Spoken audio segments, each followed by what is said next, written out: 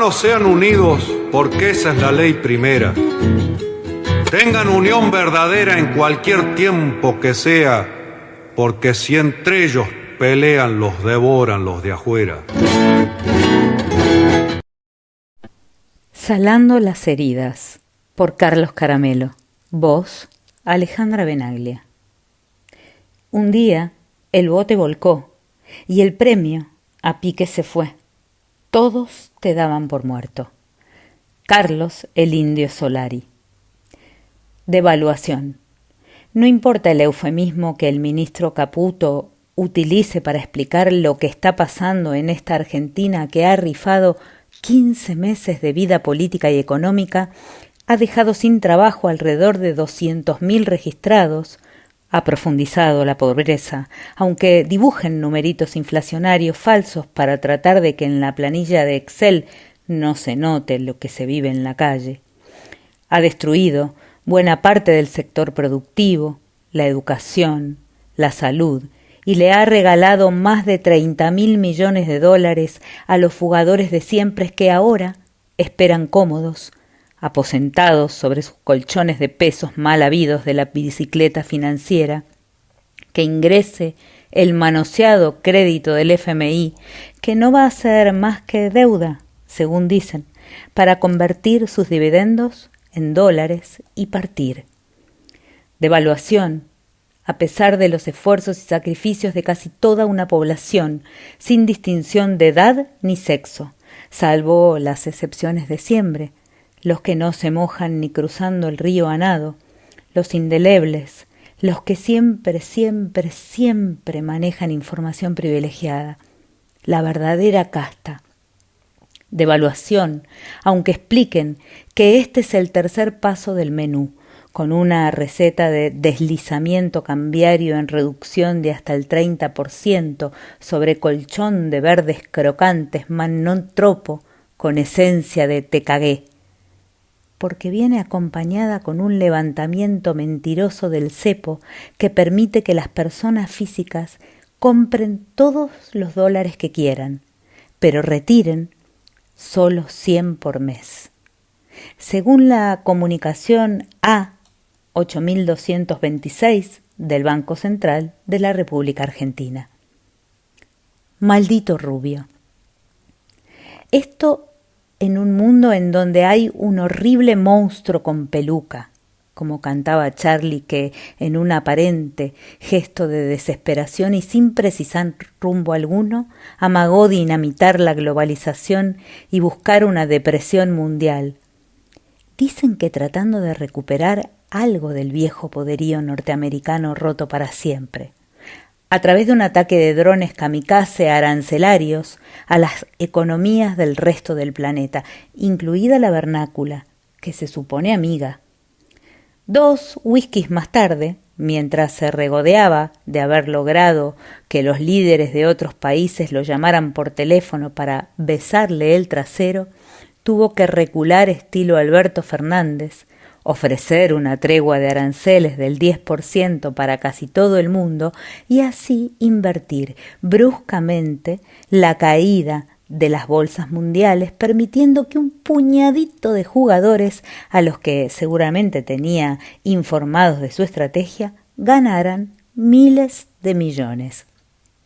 Of course, en esa movida, algunos tecnogarcas cercanos a The American Blood Damned perdieron considerables fortunas. Elon, teléfono. Una batalla que, como sostiene Alfredo Zayat, no solo es el frente de los flujos comerciales, sino también en los productivos, tecnológicos, de innovación y financiero. Renglón este que involucra directamente a nuestro país.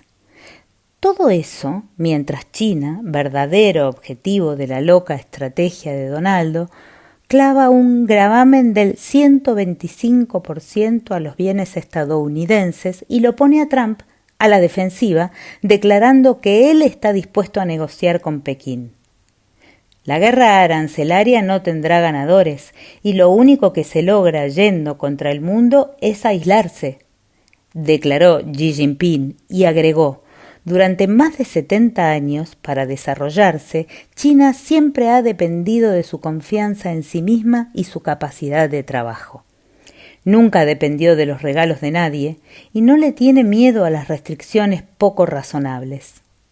Milei debería aprender un poco más de esta milenaria cultura oriental, además de arrodillarse para que no volteen el swap que tienen con Argentina.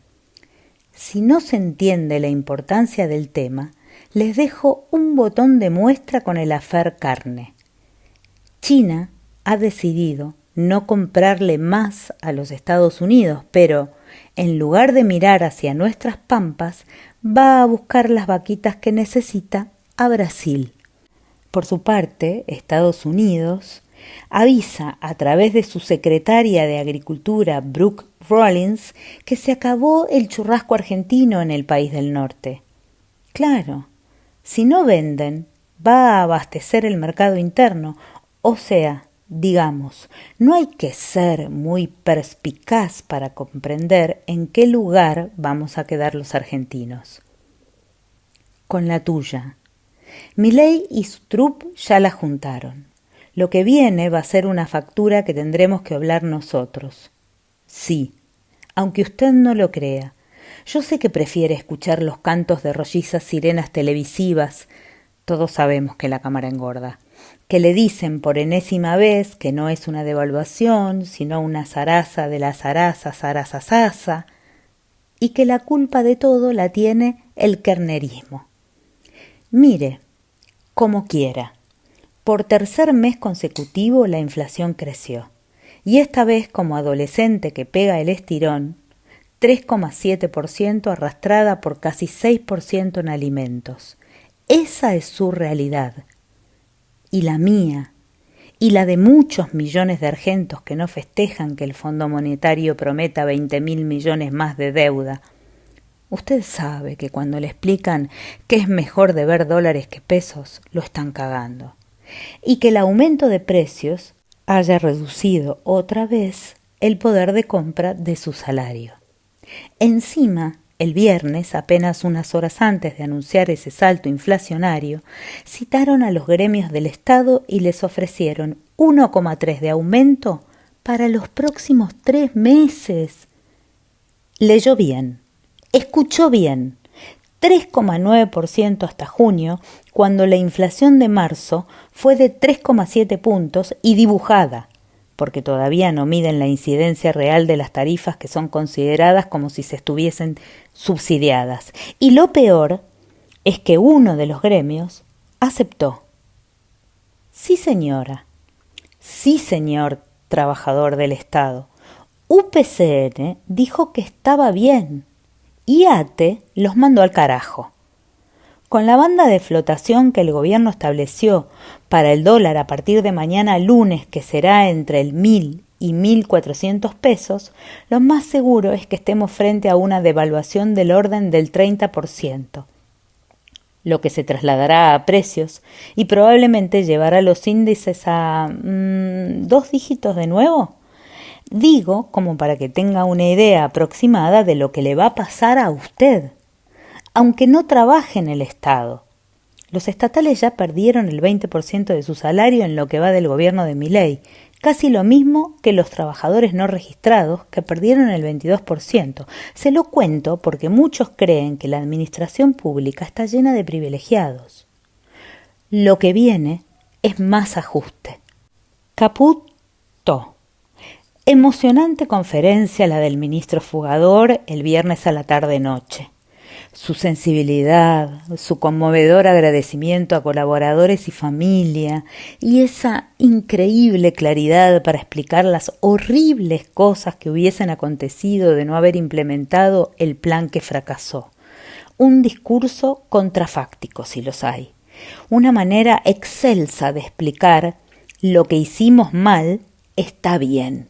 Y una impactante ductilidad para echar culpas sobre el pasado, autoexcluyéndose. Un verdadero tunante. Lo cierto es que el toto de la Champions la cagó otra vez. No para él y sus amigos, claro. Habría que conocer los nombres de las personas físicas y jurídicas que el viernes a la tarde compraron casi 400 millones de dólares a precio viejo. Y el FMI volvió a tirarle un cable para que tarde un poco más en hundirse, o para que alcance a escapar de la nave antes del naufragio y pueda irse a tomar sol a la playa. Dice el economista Juan Balerdi, con buen tino: cuando alguien anuncia una cuestión económica como esta y de verdad piensa que va a ser muy exitosa, la puede anunciar un lunes a la mañana. Si la anuncia un viernes a la tarde, está avisando que tiene dudas y se guarda el fin de semana para medir reacciones y operar mediáticamente para parar el caos si se ve venir para el lunes. No están seguros. Es más, saben que lo que hicieron es falopa. Abren el corralito de $200 mensuales para ponerlo en $100 mensuales, que es lo único que va a poder retirar cash.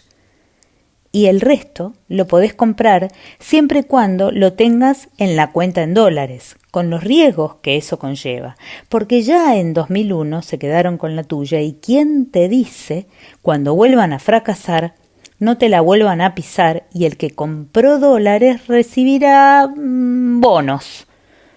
¿Te podés comprar un departamento de $150.000? Claro, te los venden. Y vos podés pagar. Todo online, todo virtual. Anda a conseguir un vendedor que quiera abrir lo que recibe por la propiedad. Volvimos al blindaje. Vivo, crocante, no vas a ver un puto verde, porque todo va a llegar como un asiento de caja. Numeritos, nada más.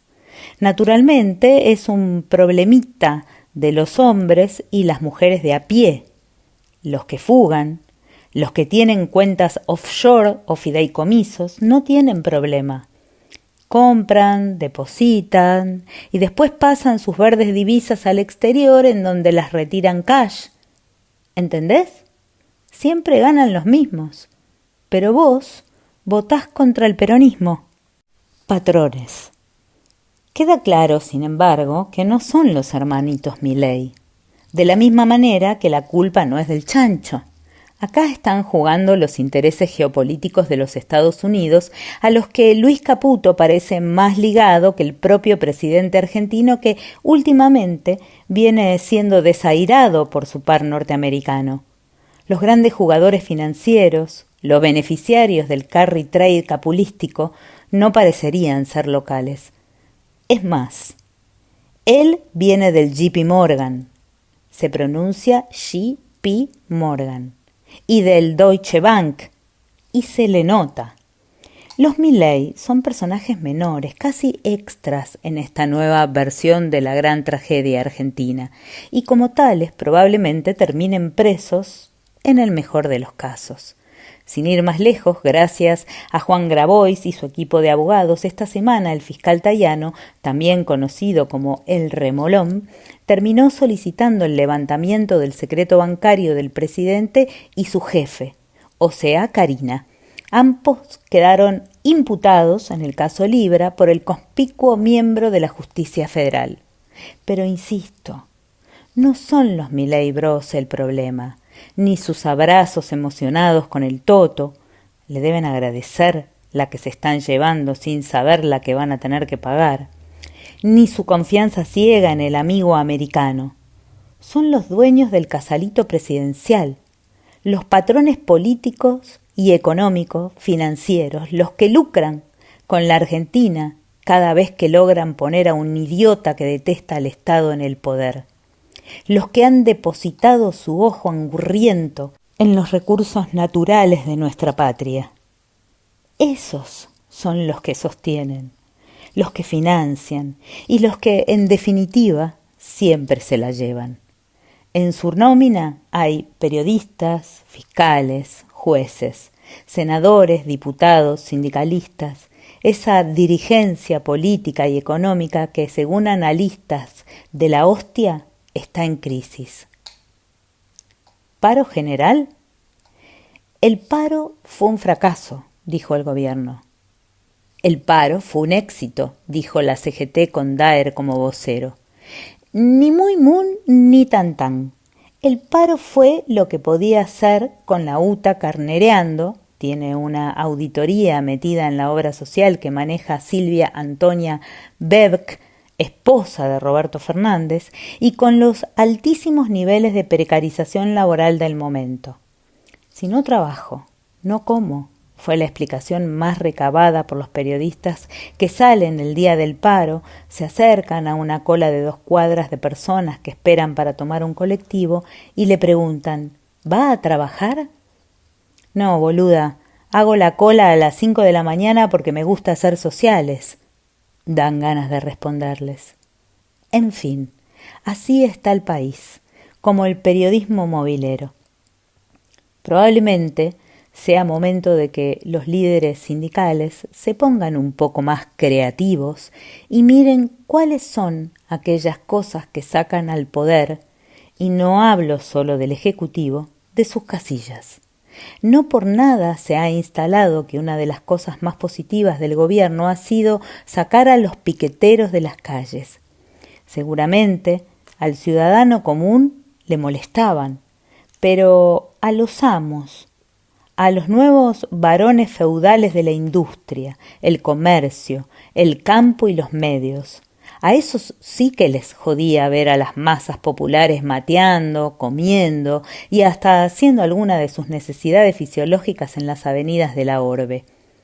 Bien, habrá sonado la hora de volver a marchar, de ocupar las arterias, las ramblas y los paseos urbanos, de llenar la calzada de cuerpos palpitantes de rabia y reivindicaciones, de impedir el tránsito y la tranquilidad mentirosa de la ciudad, de bancar con el lomo lo que se dice en las consignas y pancartas. Si medio centenar de jubilados los jode tanto o más que un paro general, por ahí es cuestión de parar para movilizar. ¿Es más caro? Probablemente, pero efectivo. Y los trabajadores aportamos lo suficiente como para que, finalmente, algunos sindicalistas millonarios que negocian aumentos de 1,3% con una inflación del 3,7% como mínimo, empiecen a meter la mano en el bolsillo. Internas. Corrían los últimos días de un tórrido enero en 2003 cuando el PJ se juntaba en un congreso partidario en la localidad de Lanús. La puja era entre dualdistas, que dominaban el encuentro, menemistas y algún que otro representante del Rodríguez-saísmo, todas corrientes internas que pretendían competir en las elecciones de fin de año y querían el sello. Primó la voz de una Cristina Fernández de Kirchner, cuando no, que impuso la idea de esa suerte de interna a cielo abierto que era ir separados, sin el escudo peronista en las boletas, y a definir en la elección abierta quién ganaba. Pero en el fondo, lo que se debatía era poder. Y tanto Menem como Adolfo Rodríguez Sá tenían algunas deudas pendientes con el presidente electo por la Asamblea, Eduardo Duhalde. El riojano, unos meses de cárcel; el puntano, una solapada amenaza de muerte que cobró forma en los últimos días de diciembre del 2001 mientras ocupaba la presidencia interina de la Nación y que lo llevó a renunciar apenas 7 días después de haber asumido. Las cuitas se resolvieron en la elección general. De esa intuición resultó el gobierno de Néstor Kirchner, que pocos, muy pocos se atreven a negar. También surgió un período de paz política hacia las entrañas del peronismo, porque, como bien decía Lupín, nos dicen kirchneristas para bajarnos el precio. Así que ya está. Déjense de joder. Cuando se discute poder, pasan cosas. Y más en el movimiento. Larguen con esa indignación de plastilina en las redes. Termínenla con sus tuits conflictuados, sus emojis de enojaditos y sus ofensas de primadona. ¿No les gusta uno o la otra? Empiecen a militarlos, pero militarlos de verdad. no en el cómodo territorio cibernético o los acolchados estudios de streaming y TV. En la calle, mano a mano, preparados para discutir, para esgrimir razones, posiciones, emociones. No es necesario que se agarren a las piñas. No sea cosa que les pase lo que pasó con Alberto, que al principio era estás haciéndole el juego a la derecha, a todos los que lo criticábamos, y terminó con ¿qué querés con un tipo que fue en una lista con Cavallo? Y pensar que algunos llegaron a fantasear el albertismo. Además, aviso que Cristina ha decidido calmar las aguas y les ha mandado a decir a sus gurkas conurbanos que bajen el tonito 2 octavas porque se huele a juntada en la mano derecha y la provincia de Buenos Aires suele ser la bisabuela de todas las batallas, así que hay que cuidarla. Por otra parte, aviso que hay vida más allá de esta internita. Interna eran las de antes, y si no, preguntale a Carlos Menes por el culatazo que ligó a la salida del Teatro Odeón. Es más, una manera inteligente de juntar votos en una elección de medio término, en donde lo que se obtienen son bancas y no la Copa del Mundo Mundial al dirigente más pillo, bien podría ser esta de ir separados y luego juntarse en el recinto del legislativo que fuere. Algo así como lo que están tramando para Cava algunos ex dirigentes del PRO, otros de La Libertad Avanza y Ramiro Marra, que ha confesado que él no es distinto que Adorni. Qué poca autoestima, ¿verdad? Duros. Parece joda. Casi a diario vemos en las redes chistes, memes y veladas críticas cuasi jocosas al estado de intoxicación de distintos dirigentes y funcionarios. Más duro que sándwich de adoquín, mandibuleando como si tuviese la carretilla calambrada, fisurado como pared después del terremoto, duro como almohada de hombre de las cavernas. Le dicen herradura porque vive pegado al vaso. Ahí va, verano, no tiene un día fresco.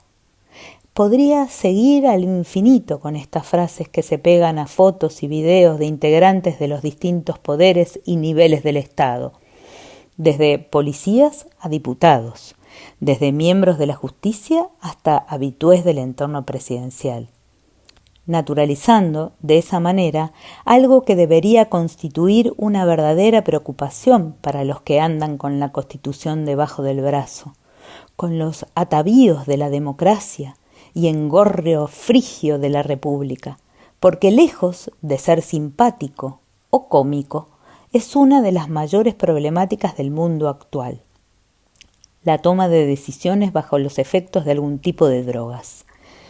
La placentera oleada de euforia, la sensación de ser todopoderoso que invade a quien consume drogas heroicas, esa ausencia de fatiga, así como la exaltación del estado de ánimo, aumento de la seguridad en uno mismo, prepotencia, así como la sensación de relajación, desinhibición y suficiencia que produce la ingesta de alcohol en el primer momento, perjudican notablemente la toma de decisiones, sobre todo cuando éstas son de tipo político-administrativo, ya que afectan a millones de argentinos. Dirán, ¿a qué viene este tema? Con lo que está pasando en el país. Bueno, precisamente a eso. En un escenario de dirigentes y funcionarios con evidentes signos de consumos problemáticos, ¿quién nos asegura que tal o cual decisión o declaración no se ha producido en un estado de intoxicación?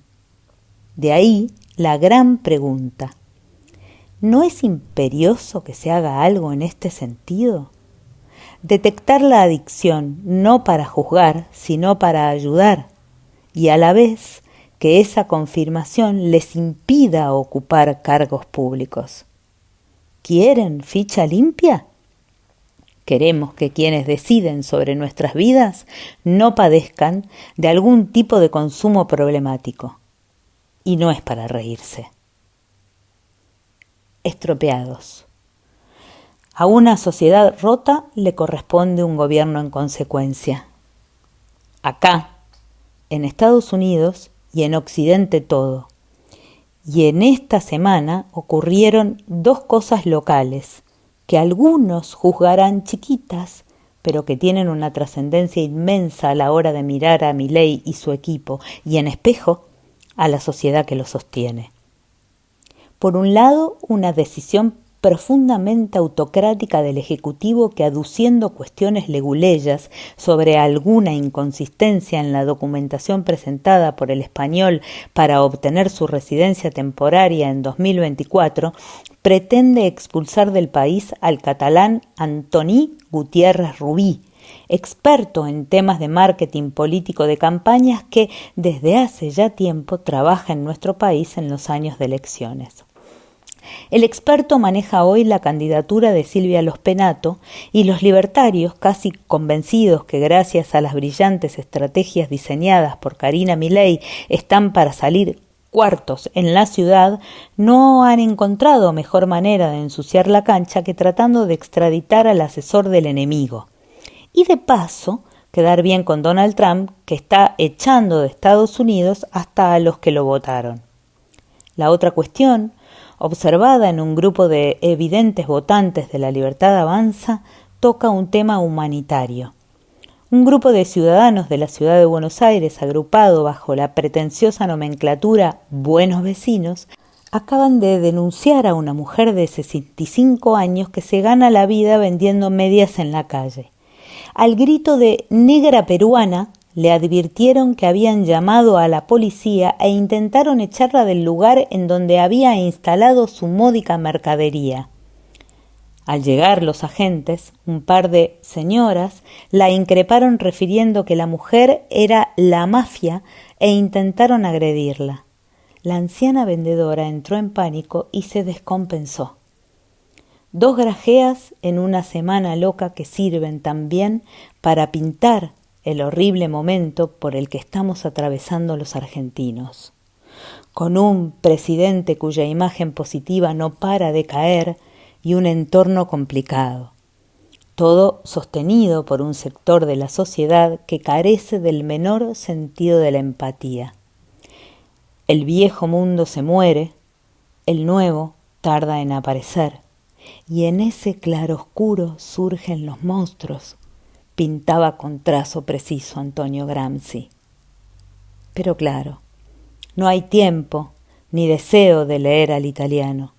Es mucho más fácil sentarnos a ver Gran Hermano, ignorando, naturalmente, lo que Michel Foucault pensaba del panóptico. Hola, ¿te gustó? Bueno, compartilo con tus amigues, ponele un pulgar para arriba y suscríbete. Ah, y no te olvides de activar la campanita.